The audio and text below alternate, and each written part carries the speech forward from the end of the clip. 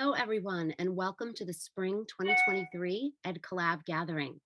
I'm thrilled to be here today. For those of you who don't know me, my name is JoEllen McCarthy.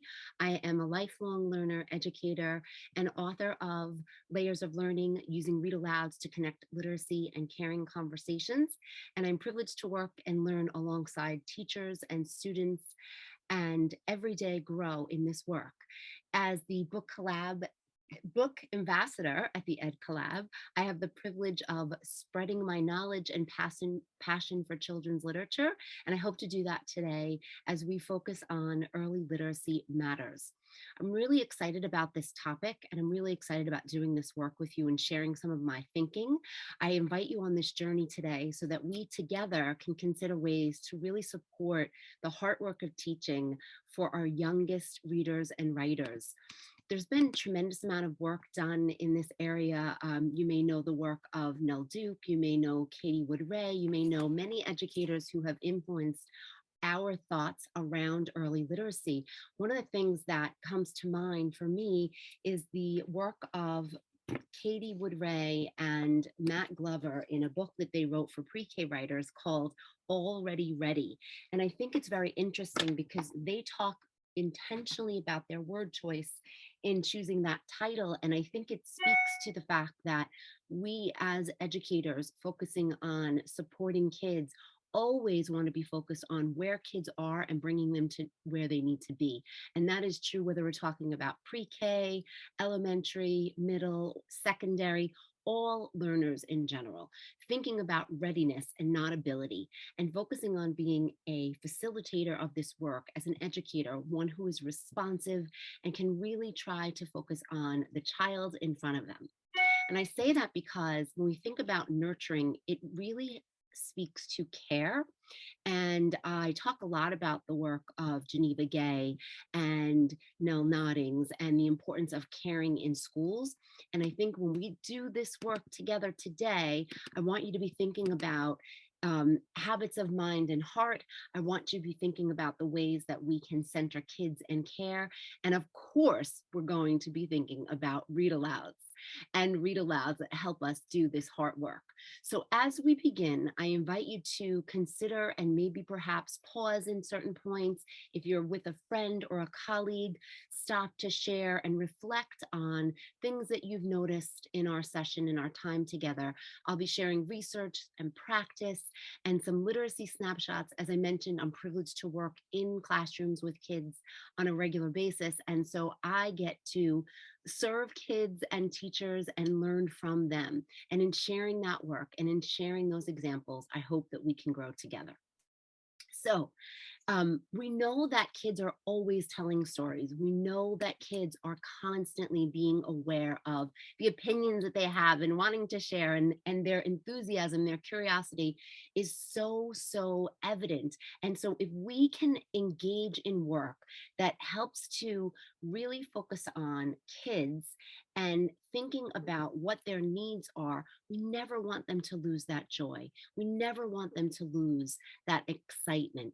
And it's really essential that we're focusing on kids and we're focusing on people and not programs, right? So when you think about early literacy, I love this quote by Lee Bennett Hopkins. We spend too much time teaching kids to read and not enough time teaching them to love to read. That is so true in every grade level, in every experience that I've had with students and teachers. Focusing on the love of reading and the love of learning is so essential. It's about people and not programs. It's about pedagogy, it's about practice, and it's about purpose. I know that we could continue to think about some of the research and people who have influenced our work. And I know that my colleagues at Ed Collab, it's pretty fitting that we continue to have conversations with one another and sharing our thoughts about what's going on in the world. And we know today in our schools, in our systems, there's this major, resurfacing of the battle of the reading wars, right? It's never gone away, but it continues to be even more vicious, I would say, the cycles now. And so, if you just Google reading wars, I think there's over 408 million results. But if you Google the science of reading, which is at the heart of those reading wars, you're going to see numbers in the billions, right? And we know this to be true. My colleague Shauna Coppola has written an article for the Ed Collab community on the 3 important things to notice and to not ignore in the reading wars. And I know that when we are considering the needs of our students, we also have to consider the challenges that we're facing in our worlds and in our schools, like the insane book banning that's going on. To date, there are over 26 states that have been really trying to pass laws or new policies related to science of reading and reading instruction. And the number of book bans has gone up in restricting access more than ever before, record highs. And so all of these things are things that we have to consider as we're thinking about our practice, as we're thinking about what makes sense and is research based and is going to support and nurture our youngest readers. And that is where I'm happy to say, even in the work of Dr. Nell Duke, and looking at the ways in which we have been continuing to communicate the advances about reading instruction, we know that we have to give read alouds a central role. This is proven everywhere. And I think it's essential that we think about the ways in which we are advocating for read alouds. I have to say, in my experience, as I am privileged to work and serve teachers across the country, lately I've been hearing things. I know it's scary, but I've been hearing teachers say, like, they don't have time for read alouds, which is heart wrenching. And when you think about it, people are being forced to look at and examine programs that are not emphasizing the responsive needs of our children. And unfortunately, that is something that we have to be advocates for, and we have to consider and bring to the table the research and the evidence that supports why read alouds matter. And please hold on to that.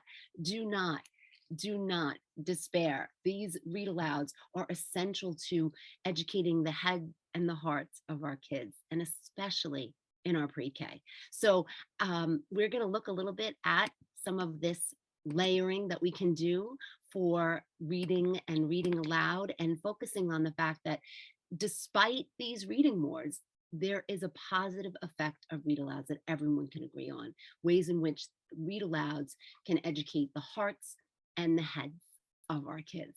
So think about it. We need explicit instruction. Of course we do, but we need explicit instruction and think alouds around life lessons, around routines, around habits, around ways of being, as well as around phonics and phonemic awareness and letter sounds and recognitions of all of that.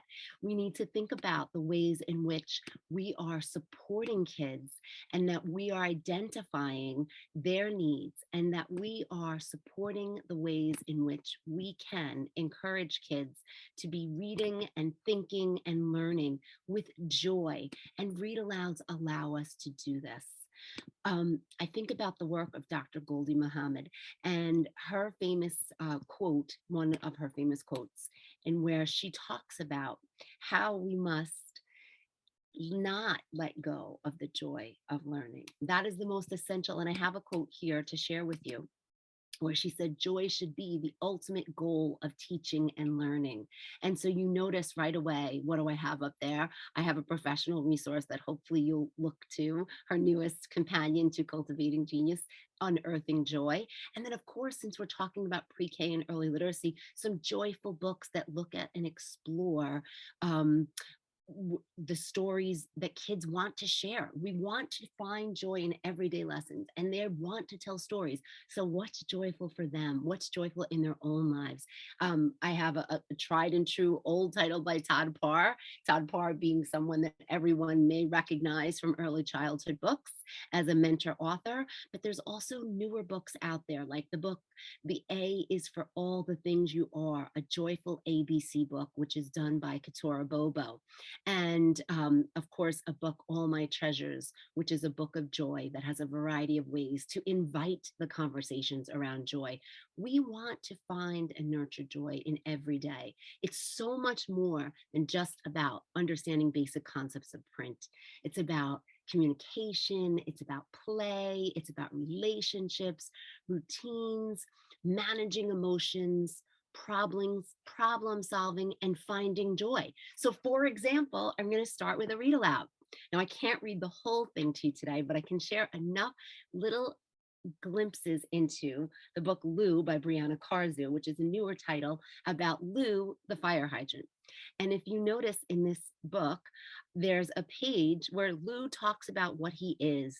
And he says every day dogs come by and they sniff and they twist and they twirl and they lift. And yeah, you got it right. Well, you know what happens to Lou, the fire hydrant. He is really discouraged about the fact that people think, or dogs, I should say, think he's a toilet. And so it's silly and it's joyful and it's funny. And as soon as you have a conversation or invite a story with kids that talks about something like dogs lifting their legs or dogs sniffing and twisting and just being dogs, you've hooked some kids in a way that you can have a silly conversation, but you can also extend to the more complex conversations around why Lou feels this way, how he doesn't feel that he is great at anything and he's trying to find his greatness. And that's what the story's all about. In the end, Lou saves the community by understanding that he's able to let out his water in the fire hydrant and put out a fire, and he discovers his greatness. And so think about this. If we go back and we think about the heart work, doing this heart work with kids, we can then have conversations about honoring and nurturing and celebrating all of our greatness. So here's an example of a pre-K chart, which we started to write. Teachers and I were scribing for kids. And then we invited kids after they share their greatness, like one child who said their smile was their greatness, or another child who said that they could run really fast. And you can see feeling smart, feeling like a great helper, feeling like an artist, and inviting kids to mark the page with their own writing and their own ideas, understanding a positive self and social awareness, all while enjoying a story. And let's take a moment and go back and think about it. In play, how could we then in turn act out or do the movement of these dogs? How can we sniff and twist and twirl and lift and just have fun in our approach to learning? And yes, why not feed three birds with one hand and talk about greatness of ourselves? I love using books in this way. And so if you're familiar with some of my work, and you're certainly welcome to reach out to Google or look at some of our previous sessions, or follow me on Twitter, where we have a variety of examples from EdCollab and different webinars and things. I'm always talking about heart print books and the importance of books like Lou that will help us and help kids find or leave a lasting impression on their minds, on their hearts. And so I will say again and again, you can think about Lou, but we don't want to focus just on individual titles. We want to focus on books that nurture greatness, honor kids, and affirm who they are and who they might become. And every time we share titles together, I want you to be thinking about that. I want you to be thinking about what else that might lead you to reach for as you're trying to find a heart print book for your earliest readers and writers. Okay, so let's go back and think about some more ideas and some more evidence and some more support for this work. So if we are focusing on layering all of this, right, and finding an idea, like for example, in Excellent Ed, this is a book that deals with a family where everyone in the family, everyone in the Ellis family, yes, ELLIS, has a name that begins with the letter E, and they are all excellent at something. So if we think about it and we're introducing names, letters, letter sounds, and also at the same time supporting kids with a title that gets them to think about what they are excellent at, it is an absolutely beautiful way to feed three birds with one hand. Thinking about excellent ed, if you go back, and I apologize if that picture is not large enough, but thinking about all of our goals for pre-K, let's count the members of the Ellis family, which is what we were doing in this example here. Let's think about the ways that they are the same, the ways that they are different. What are the things that they are really good at? What are the things that people in your family are really good at? And when we have conversations and we use read alouds in this way, we are encouraging kids to communicate with one another. We are encouraging kids to express their ideas, and we are encouraging kids to be part of this learning community. I get so excited. I know, I'm sorry, I can't help myself. But I think that when we are trying to balance all that we need to do to support kids in terms of their academic goals and their affective goals, we need to be thinking about using books that can get us to work smarter and not harder, right? So that we have an opportunity to balance and to consider, again, being responsive. So I want to pause for a moment and I want to show you um, an example from the New York State Early Learning Standards. And I think this is essential to this conversation as well, because some of you may be saying, oh, I can't wait to see, is there a list of titles and exactly what I might want to do with them? And I'm going to say to you again, rather than a list or rather than a specific set of lessons, we want to be thinking about and recognizing, like this message says here, the importance of articulating the expectations of what children can learn and thinking about personalized, differentiated, adapted, culturally and linguistically relevant context-based instruction. How are we doing all of that to care for our children? And in what ways are we considering being responsive in the choices that we're making and the text that we are selecting?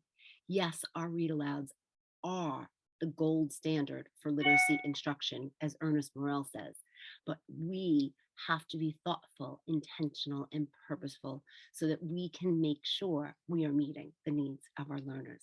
So I'm going to ask you to take a moment. If you are watching with a friend, if you're with colleagues, if you are by yourself and you have a notebook, can you pause for a moment? Maybe even go back to think about the ways in which you are currently focusing on the head work or the heart work of read alouds. Are there ideas that I've mentioned or mentor texts already that are coming to mind? Perhaps it's mentor authors or other researchers and scholars who have influenced your communities of practice. Take a moment to share where you are in this journey.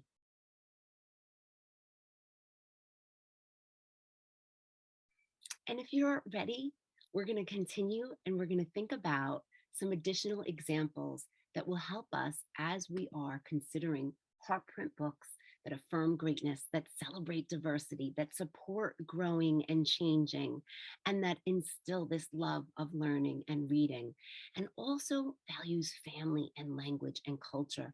So I have another favorite that is by Rachel Isadora, and it is called Say Hello.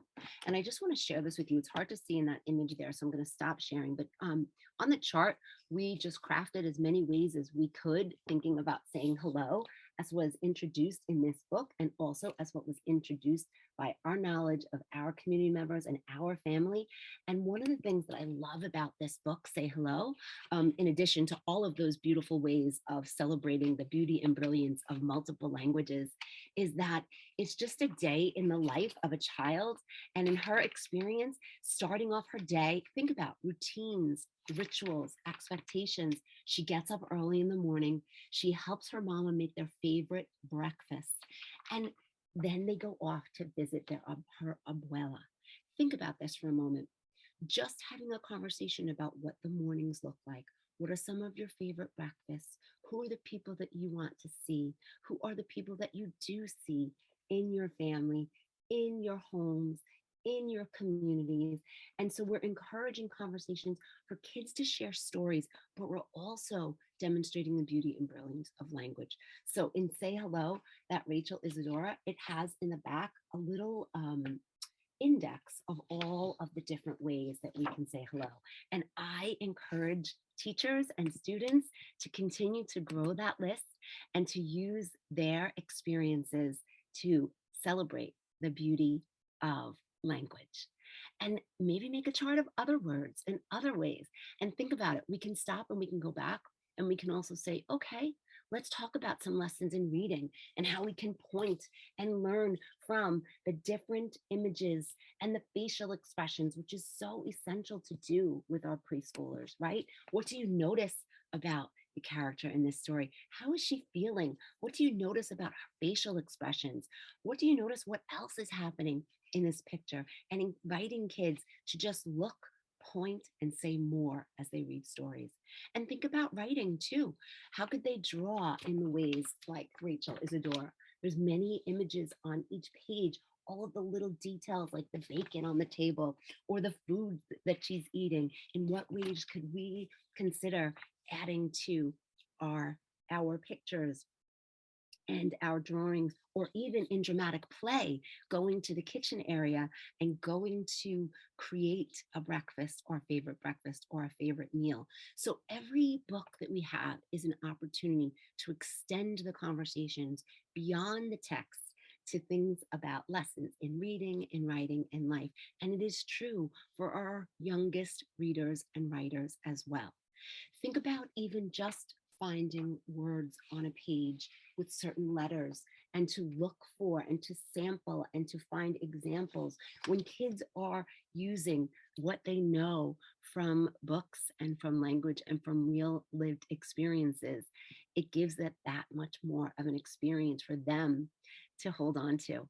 I had the privilege of visiting this class, and when I was reading and starting to read, one of the students said, "Mrs. McCarthy, are you going to sing the book song?" Now, I will spare you and I will not sing the book song, but this classroom has a beautiful routine where they talk about this is the cover and this is the back and who wrote the book. And so when we bring in singing and chanting and invite that play, it adds another layer to our learning. And so when we're thinking about early literacy matters, song and dance and movement is essential to this work.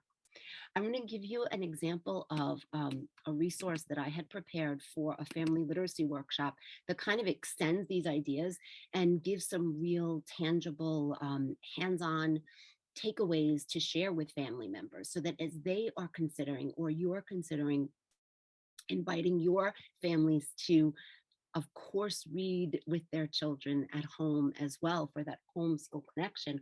Are we finding books that not only all of the things that I've said, but for early literacy have clear pictures, a simple story, predictability, patterns, not too long, show emotion?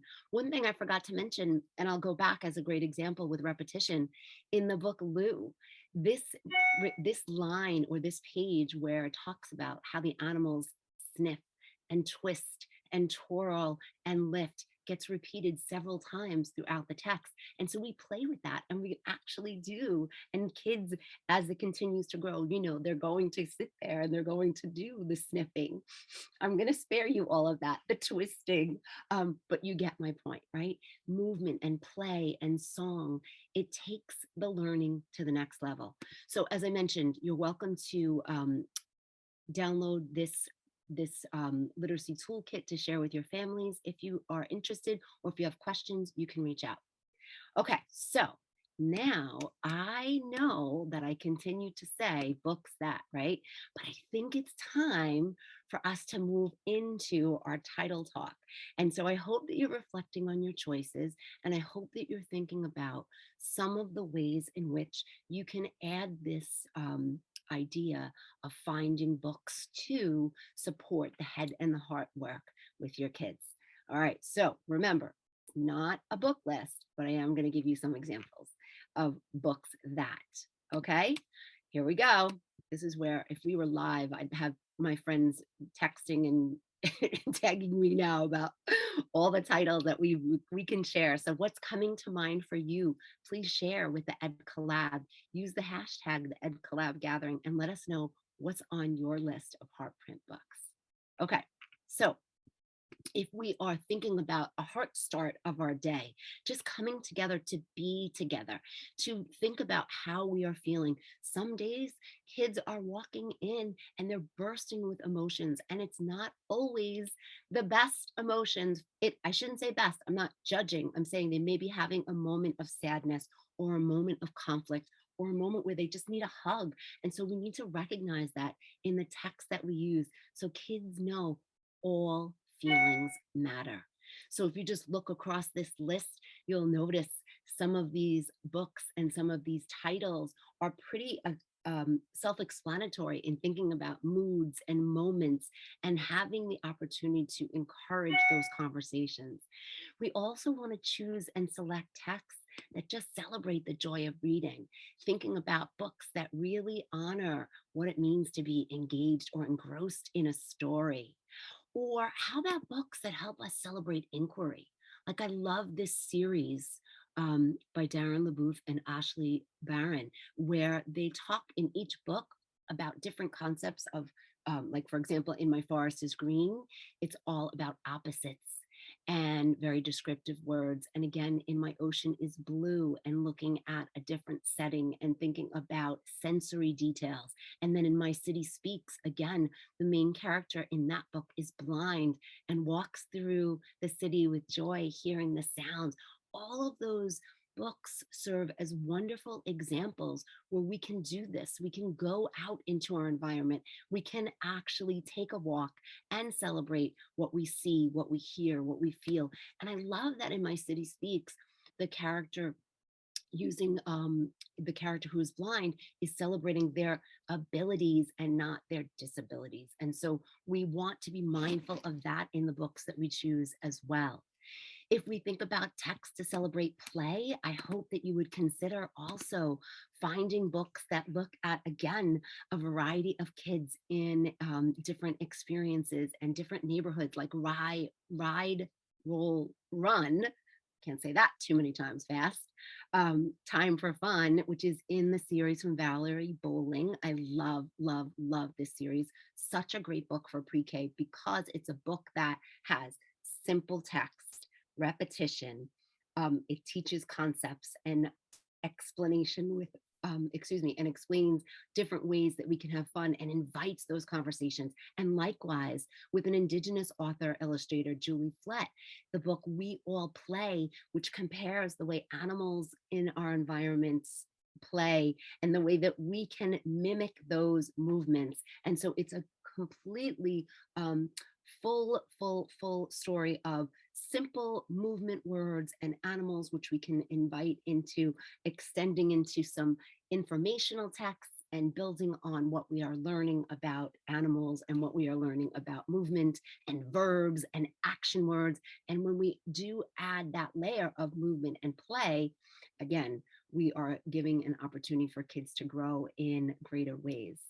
So let's think about now, even learning through stories that we've typically thought about for pre-K and early literacy schools, where we're giving kids an opportunity to think about finding joy in learning, but we're layering in this beauty of books that celebrate a variety of multiple languages, like in Marta Big and Small, which has the English and the Spanish version of multiple words in size and shape. Or books like all of these books here, which show a variety of beautiful different experiences, families, identities, cultures, celebrations, religions. But we're also teaching about shape or color or numbers or counting or math. And so I would invite you with your colleagues to be thinking through some of those concept books that we may have on our shelves.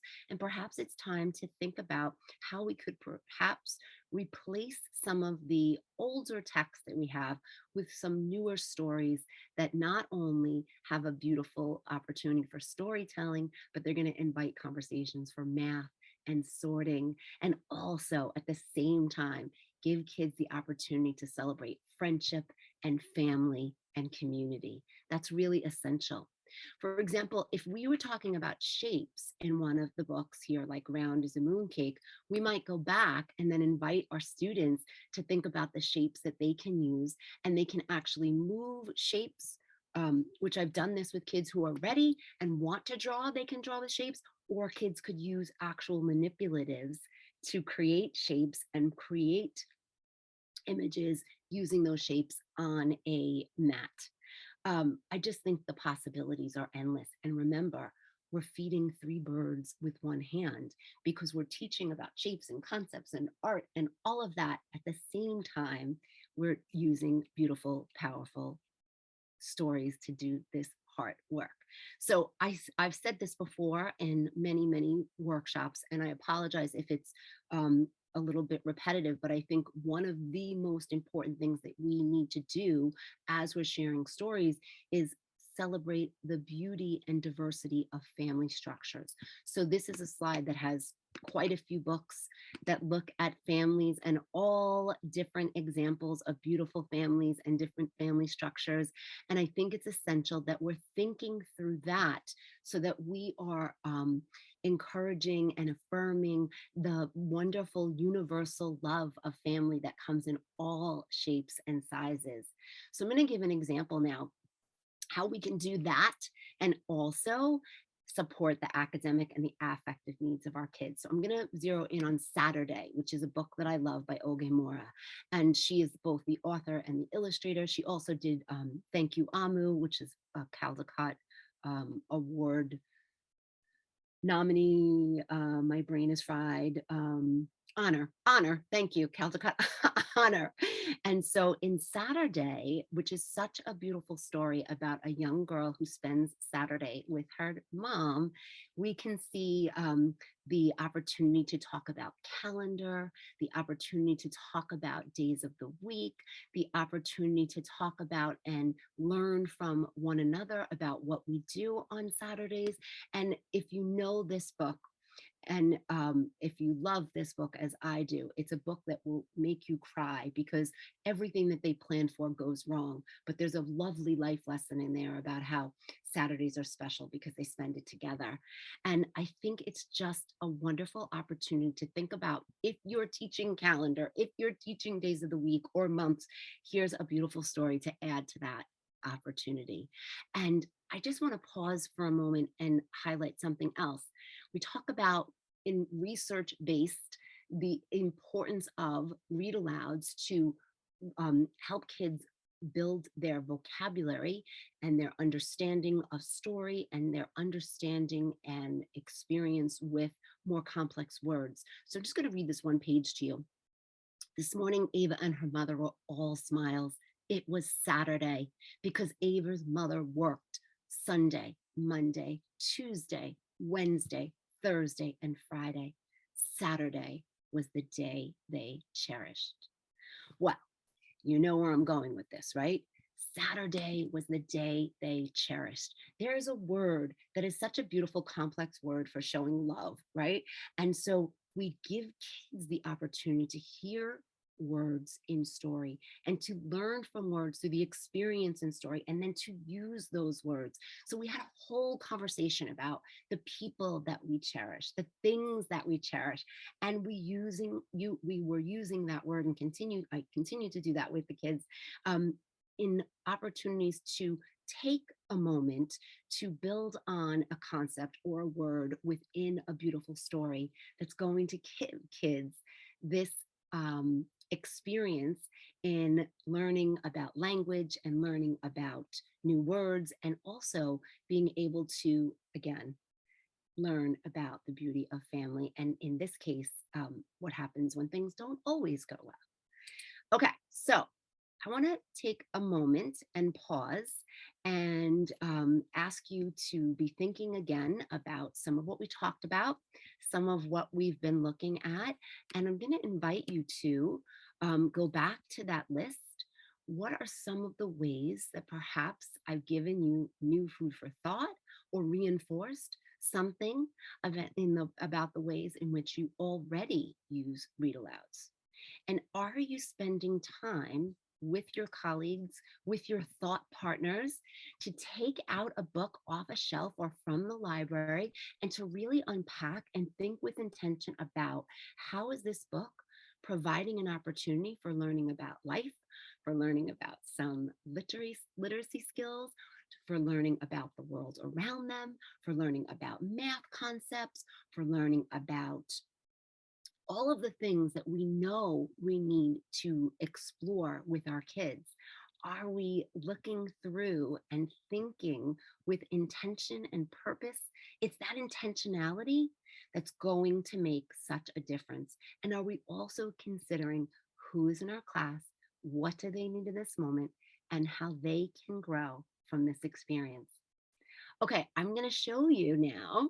We're going to shift a little bit because we've been talking so much about the books, but I want to take a moment and I want to show you one of my favorite series, TV series actually, um, which I laugh out loud, from Abbott Elementary. And if you haven't seen Abbott Elementary, I would absolutely recommend that you start watching those episodes.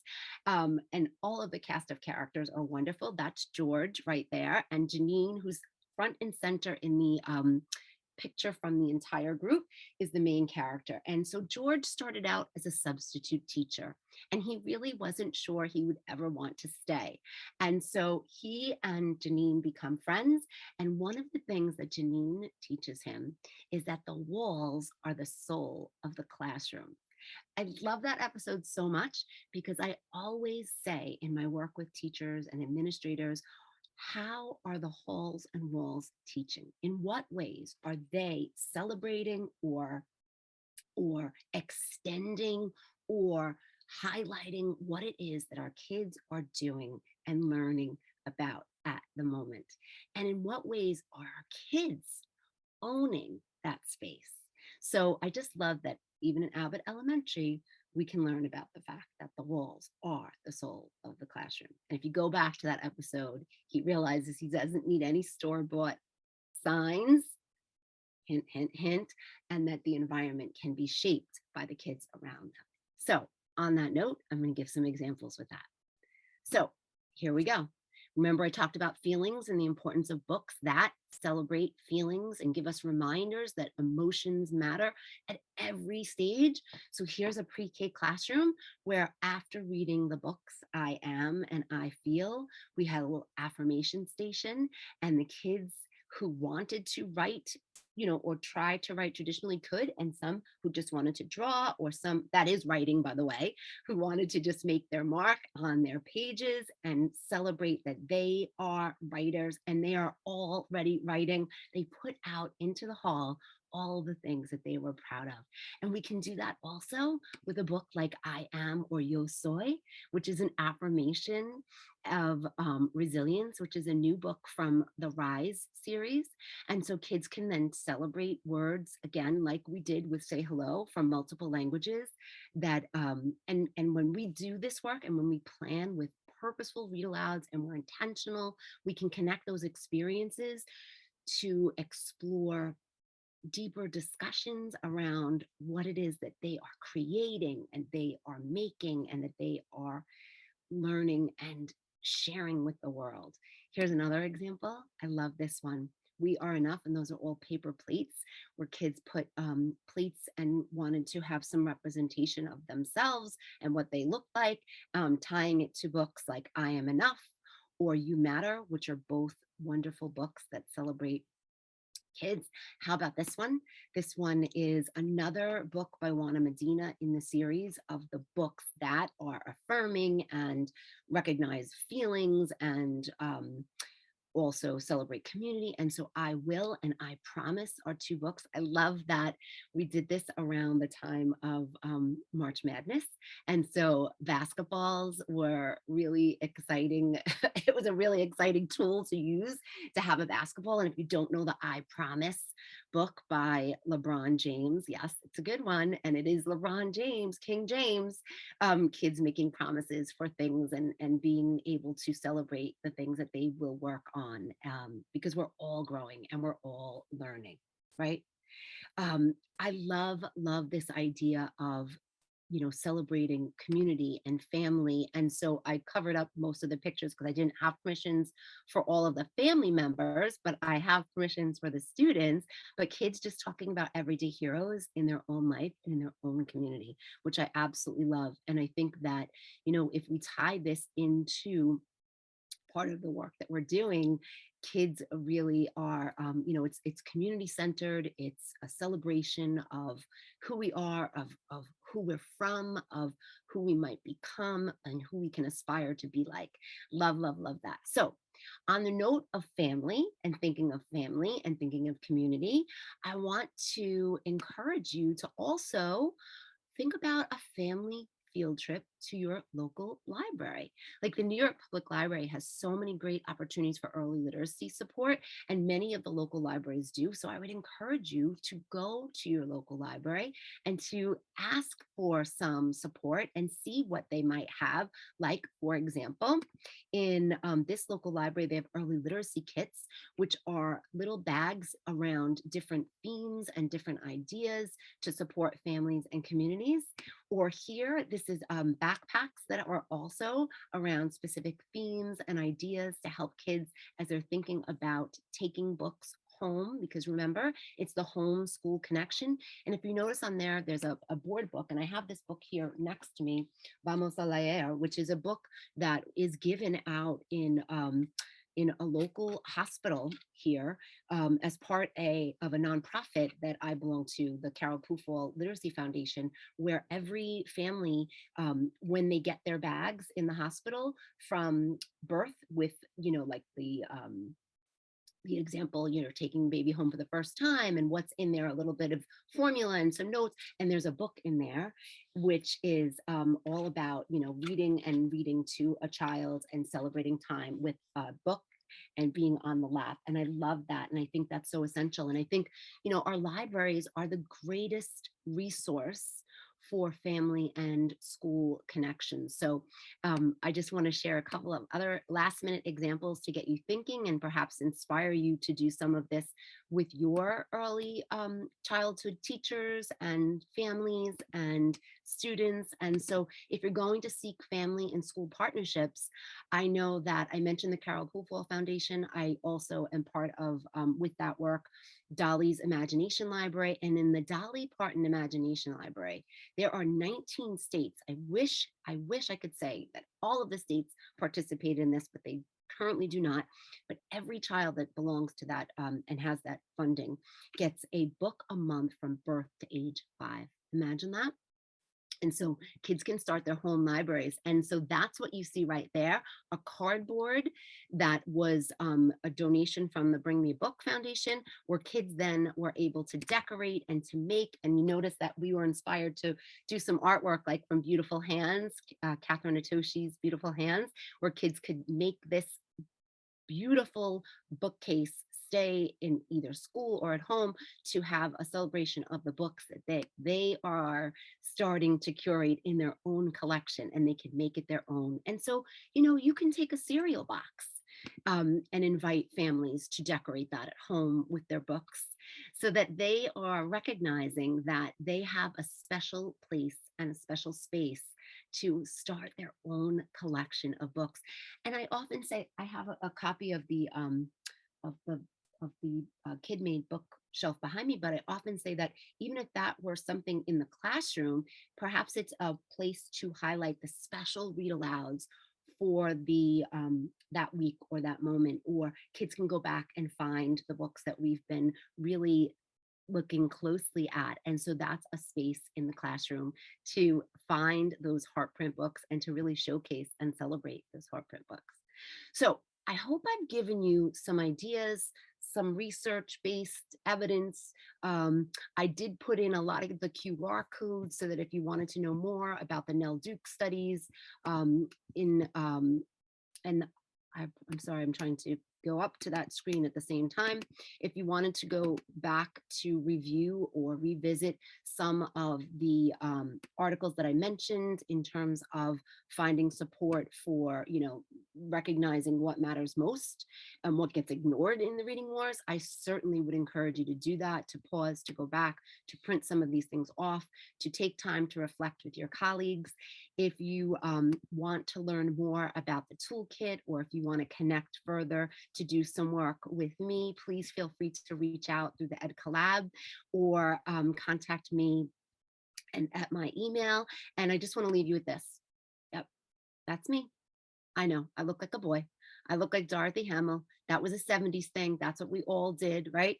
Um, I should say my Dorothy Hamill haircut is, and I don't understand the hand raising thing, but the good news is I have a book in the photograph and it's right there. And I think it really, it kind of speaks to the fact that I guess even as a child, I've always been a champion for read alouds and for books.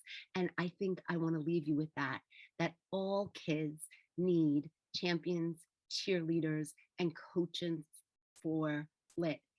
Teachers right now need time and people who will support them in recognizing the routines and the rituals that matter most. And yes, we have to recognize all of their academic needs and balance of we'll say the 5 pillars. We'll get that in there. It's always been there.